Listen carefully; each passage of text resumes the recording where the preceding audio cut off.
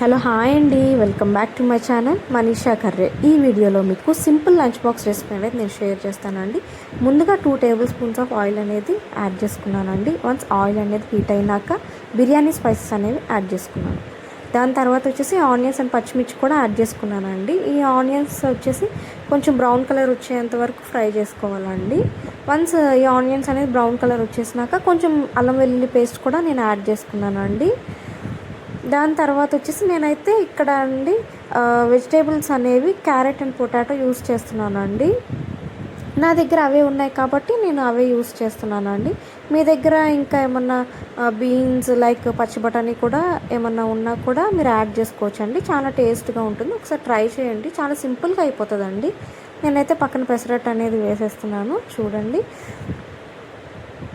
Once ఈ vegetables అనేవి cook అయిపోయినాయి, కొంచెం కొత్తిమీర కూడా నేను యాడ్ చేసేసుకున్నాను అండి. దాని తర్వాత అయితే నేను కొంచెం పసుపు అండ్ ధనియాల పొడి కూడా యాడ్ చేసేసుకున్నాను అండి. వన్స్ ఈ వెజిటేబుల్స్ అనేవి కుక్ అయిపోయినాక నేను వాటర్ అనేది పోసేసుకుంటున్నాను అండి. ఈ వాటర్ వచ్చేసి నేనైతే బాస్మతి రైస్ తీసుకుంటున్నానండి. 1 గ్లాస్ ఆఫ్ రైస్కి 1.5 గ్లాస్ వాటర్ అనేది సరిపోతుందండి. సాల్ట్ కూడా చెక్ చేసుకొని మీరు సాల్ట్ అనేది యాడ్ చేసుకోండి. దాని తర్వాత వచ్చేసి ముందుగా నానబెట్టిన రైస్ కూడా దానిలో యాడ్ చేసేసుకొని మీడియం ఫ్లేమ్లో పెట్టేసుకొని కుక్ చేసేసుకోండి. చాలా పొడి పొడిగా వచ్చిందండి. రైస్ కూడా చాలా అంటే చాలా టేస్టీగా ఉందండి. నేనైతే సైడ్ కాంబినేషన్గా రైతా అనేది చేసుకున్నానండి.